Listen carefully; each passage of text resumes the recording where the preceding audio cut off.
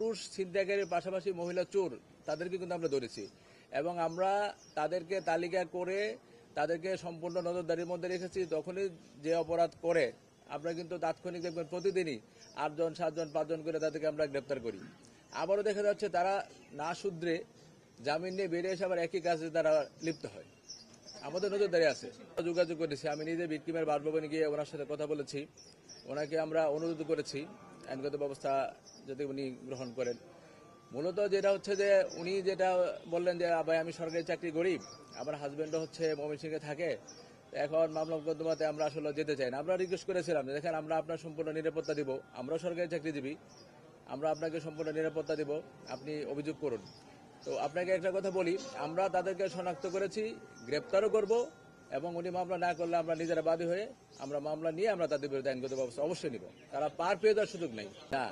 আমরা তাকে যখন ধরেন তাকে একটা জায়গা থেকে কিডন্যাপ করে নিয়ে গেছে, নিয়ে যাওয়ার পর তার কাছে কিন্তু চাঁদা বা মুক্তিপণ দাবি করেছে। ধারার সাথে কিন্তু অসঙ্গতি নাই, কারণ তার প্রথমে পথ রোধ করেছে, পরে তাকে কিডন্যাপ করে নিয়ে গেছে। আমরা এখানে এই ধারা চাঁদাবাদী ধারা কিন্তু জামিনযোগ্য না, পাশাপাশি যে দণ্ডবিধি 365 এটা কিন্তু শক্ত ধারা। এবং তাদের কাছে যে সকল আমরা প্রমাণপত্র পেয়েছি আমরা তাদের মোবাইলে কিন্তু ফরেন্সিক করব। তারা যে সকল ভিডিওগুলো করেছে যদি সেগুলো পর্নোগ্রাফি আইনের আওতায় পড়ে অবশ্যই আমরা পর্নোগ্রাফি আইনে আমরা তাদের বিরুদ্ধে আমরা চার্জশিট দিব। 160 আদালতে আমরা সুপর্দ করব। আদালত তারা যদি স্বীকারোক্তি দেয় না হলে আমরা তাদের রিমান্ডে আনবো, জিজ্ঞাসাবাদ করব, পূর্ণাঙ্গ পরবর্তীতে 164 যেটা ফৌজদারি কার্যবিধি সে অনুযায়ী। আপনারা দেখেন আমাদের 3টি স্থায়ী চেকপোস্ট রয়েছে।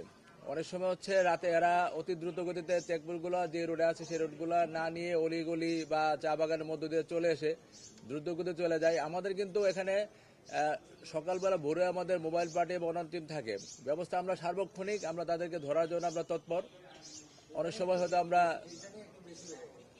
তৎপরতা আরো বৃদ্ধি করবো। যদি এটা বেড়ে যায় আমাদের পুলিশি তৎপরতা চেকপোস্টে আমরা আরো বাড়াবো।